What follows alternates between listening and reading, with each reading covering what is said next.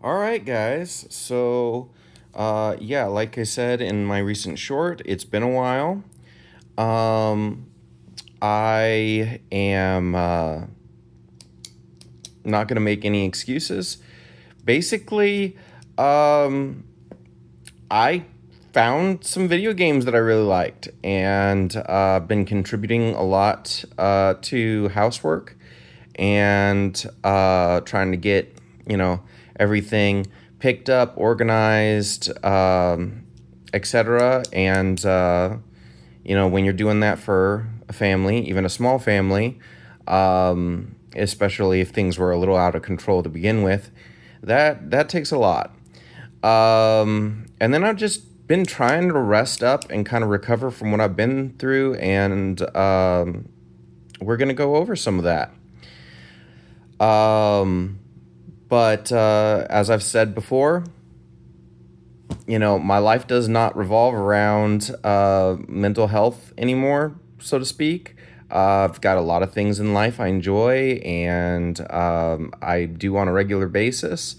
And so sometimes I get around to making these videos, and sometimes I just have to say, look, there are other things I'd rather be doing. So anyway, here we are.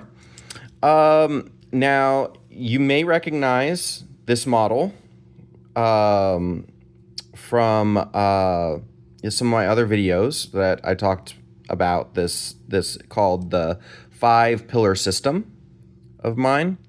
Um, the 5 pillars being the socialization extreme, neglect extreme, force extreme, the balance point or center point, and the boundary bubble. And sorry about the camera going in and out of focus. This is, not a still camera. This my phone. I'm holding it with one hand while I'm trying to do this with the pin. So, bear with that. But basically, I'm going to kind of walk you through like where I've been and how you could utilize something like this. So, first off, if we go back about 3 or 4 years, I was at this balance point. Now, it took me a long time to get there. I spent like 30 years working towards trying to get to this point because I was all over the freaking place. And I knew that wasn't good. I didn't really have a good model growing up, and I really wasn't able to get any of that the help that I needed from experts over the years, whether that be religious or psychology, medical psychology, whatever the case may be. I just wasn't able to get the help that I needed. So I was like, man, this isn't good, and I've got to fix myself somehow. And then eventually, after 30 years, I finally I got better enough to be able to tell that wasn't my problem.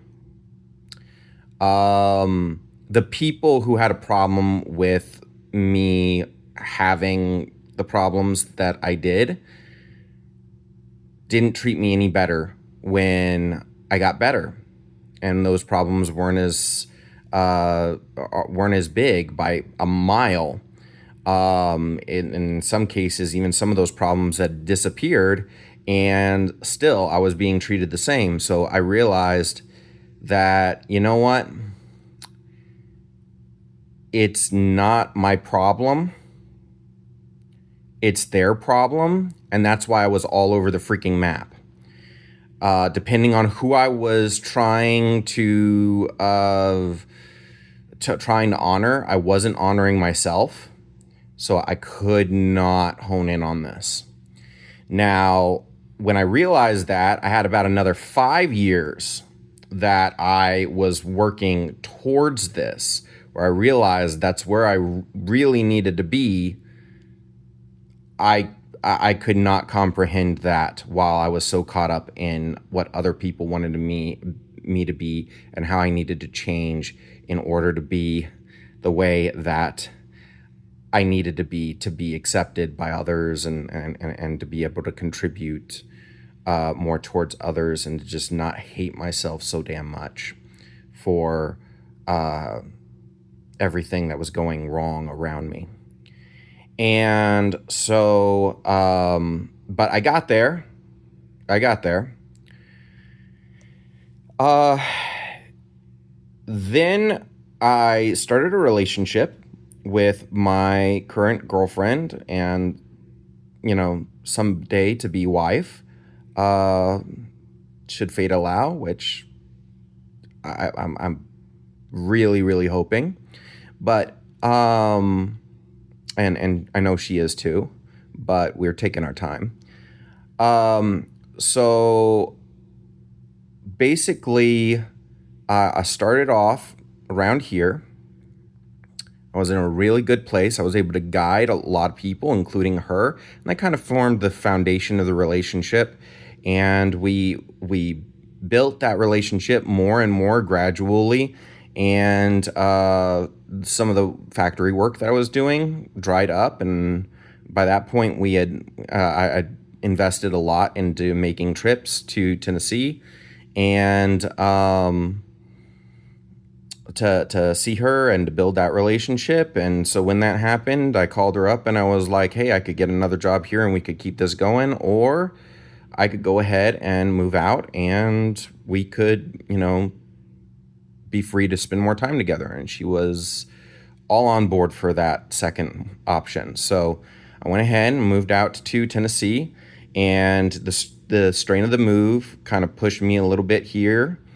And then I ended up with some vehicle trouble. I had a job that revolved around my vehicle, so I needed my vehicle. I was looking around at other vehicles like what I had, and they were all in really horrible shape. And now I had a warranty to cover, part of the expenses. My dad could help me with some of them. Basically, someone put stop leak in my engine and made it look like it didn't have a crack in it, but it did. And my mechanics found that out and were like, hey, your car is going to die in like 10,000, 20,000 miles tops. We need to address this. And I was like, shit. Okay. So we did. But we did try to address that. But things were about to go from bad to worse. There was a leak in my coolant tank that, for whatever reason, was positioned over exposed electronics, and bam. What we thought we were going to be able to cover ended up being more and more and more. Eventually, it cost a ton of money, and I ended up in a lot of debt. And all that time that it took to repair, I wasn't working. So when I finally could start working, I went from like here. I'm gonna try to draw a little bit. I'm lacking some depth perception with the camera, so bear with me.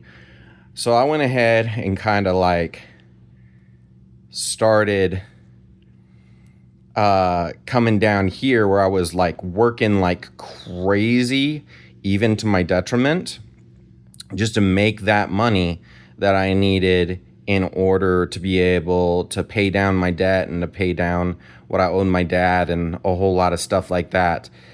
But eventually, the force of the work caught up to me. I was getting sick for really long periods, like weeks, even a month. I was experiencing a lot of personal injury, and especially I had two knees that got severely sprained, to the point that it took months for those injuries to heal. And I was just like, dude, I can't keep going like this. So what I did was I kind of moved over more to neglect. And over here, like, I gained a ton of weight. I was trying to still make those payments, but I realized I couldn't make them as vigorously as I was when I was over here, and the income like dropped more and more, and as the income dropped more and more, I was able to do less and less for myself, and kind of the backing away from force actually caused me to neglect myself more in ways that were not good for me, and it kind of started to spiral a little bit. And then basically I ended up finding out that the job that I was doing, the vehicle that I was using for that, was basically uninsured. The job that I had counted on, moving from Wichita to, or from Kansas to Tennessee, turns out, yeah, there's really no insurance for that. There's a lot of like partial insurances available, and it voids a lot of warranties. But the big thing is, without the insurance, that meant that anyone that I was on the road with, that I could end up in a collision with, I'd be responsible for my medical bills, their medical bills, my vehicle and their vehicle, all loss on me, and I'm driving around uninsured.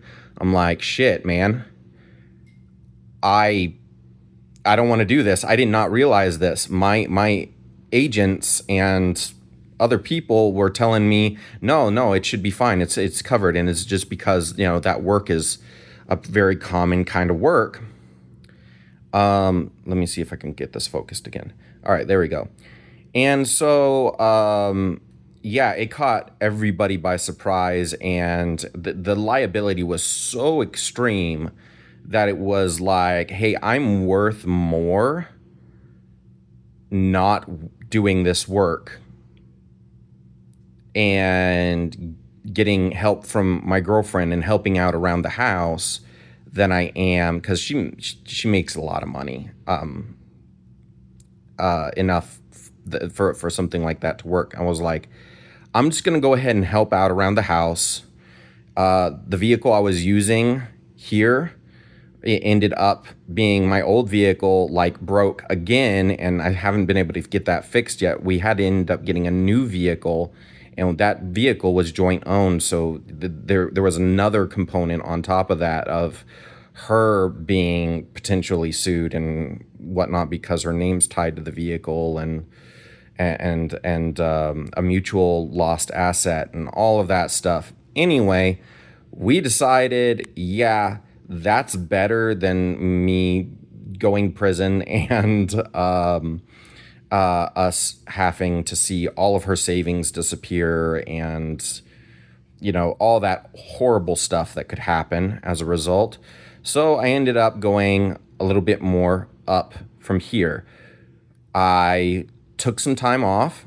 I was able to kind of relax and heal up and get my energy back. And meanwhile, I was contributing around the household, and then I found and I was probably more along here-ish, or maybe up here-ish, truth be told, at that time. But then I found like a video game, and I also like what I was still into a hobby that I had built somewhere in here, of foam foam guns, like Nerf stuff, but not Nerf, because Nerf kind of sucks in that regard. And so I was probably somewhere in here. But then I found one or two mobile games that I really, really liked, and kind of started to float a little bit more out towards the neglect socialization spectrum. And I'll explain a little bit why that takes you like out there to that point. So basically, the game that I was playing is an AFK game, away from keyboard, which should mean that I go ahead and turn off my phone and no problem. The game keeps playing on other servers, and when I log back in, I get lots of rewards and based on how much progress I made in the game, and I can use those rewards to progress more through the game. And then after 30 minutes to an hour of playing, I stop and let that process repeat. But this particular mobile game is technically more of an idle game, but it's not entirely, in that you have to have the app running in order for you have to have the game running in order for the AFK rewards to pile up. Otherwise, you're consuming rewards, you're not actually acquiring rewards. And that's a little bit of why I haven't been posting videos, because my phone's been busy, unfortunately. And so, yeah, that is a little bit of a socialization exploitation, in that I should be able to start that wave and then close the app and just let it run on server, especially now that it doesn't matter if you are playing it on your phone and then it gets uploaded later, because apparently there were some people cheating there, so using that system. And so basically now everything has to be done with an internet access, so it's all server based anyway. But there really isn't anything they've designed to allow, the absence of that social exploitation in that video game, unfortunately. So that pushed me up a little bit. And then there's the neglect of, as I mentioned, like the YouTube stuff. I'm spending tons and tons of time on that game. I'm kind of neglecting myself as far as what I could be doing to build myself, what I could be doing in order to build my courses, and even my, as far as like sleep is concerned. I'll have this game running while I sleep, and it took a while to even get to that point, and I'd like to get it to the point where I don't have to have it running all the time, and I can go ahead and do like one or two very short runs and I can be good. Maybe not as competitive as the people who keep it going all the time, but that's not what I really want. I just want to be able to keep progressing in the game without having to dedicate myself to it completely. So I've been working on taking that game and bringing it over here a little bit more. But here is where I kind of am right now. So what do I need to do with this? Well, first off, I need to set an external boundary. All right. And external boundaries are mostly going to revolve around restricting socialization. But basically, I need to set that external boundary of this outside influence, the video game, putting the demands on me. I need to go, okay, I'm willing to grant you this much, but I'm not willing to put in more than one run a day anymore. Or I am going to go ahead and get around to you, but only after these other things that are important to me. So I will let you have so much, but I won't let you have, I will let you have something, but I won't let you have all this. I won't let you consume my life. And then I also simultaneously, because I'm also tied to neglect, I need to set an internal boundary. And usually internal boundaries will revolve around neglect. Force as well can be internal. I mean, any of these can have internal and external qualities, but generally speaking, Applying force has more to do, for most of us, has more to do with an internal mechanic, as well as neglect having to do with an internal mechanic, whereas socialization is more of an external factor for most of us. I'm saying for most of us. So all of you can modify this however you need. But I need to set that internal boundary to say, okay, I know that you really, really like this game, and that's fine. You can play this game and, have fun and all that, but you need to start doing some of this self, taking care of yourself, getting in that good rest, spending a little bit more time with family. You'll notice that's neglect and socialization don't they often fight one another. Spending time with family is going to be in the socialization spectrum, and you don't you don't get there if you're neglecting yourself. You will actually stray more from being able to spend time with family. Same thing with force. If you got somebody who's working too damn much, like I was down here. So, and that was fine because the relationship was just starting, basically. It was still building. We didn't need a whole lot of time together. Where I'm at right now here, I've contributed so much that I've talked with my girlfriend about going back to this and like finding a job, because I'm looking for work, but I'm looking for something more part-time that still allows me to contribute around the house.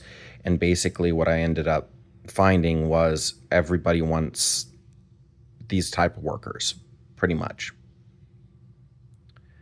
And so I'm like, well, we could go back to there. And she's like, absolutely not. No, I hate the idea of that. I want to be able to spend time with you. I want you to keep contributing around the house. Like, you have no idea how much value you're adding to our lives, just, being available here. So I'm like, okay. So I am still looking for that work. But in the meantime, just trying to make the best use of my time, and spending too much time on my phone is not making the best use of my time, simply put. So I need to put that boundary and say, hey, I know we like this game. We can still play this game, but we've got to rein this in a little bit more. Okay? We have got to start honoring our sleep more.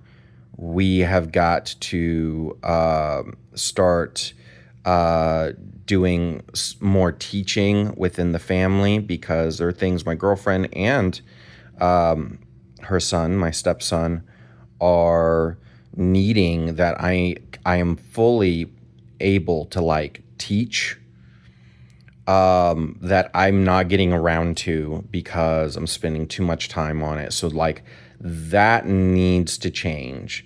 And so, okay, I have a past trajectory. I have identified where on the spectrum I am. I've identified where I need to go. I just kind of need to limit that phone time. So regardless of the implications, I mean, those implications still play a big role in that game. So I can't play that game at all if I don't conform a little bit to that social demand of being on the game and doing its things. But I don't have to let it take me this far. And so that's where I'm aiming at right now. And you'll notice that I'm making videos now that I'm trying to correct and get myself here. I'm slowly starting to come into this bubble again.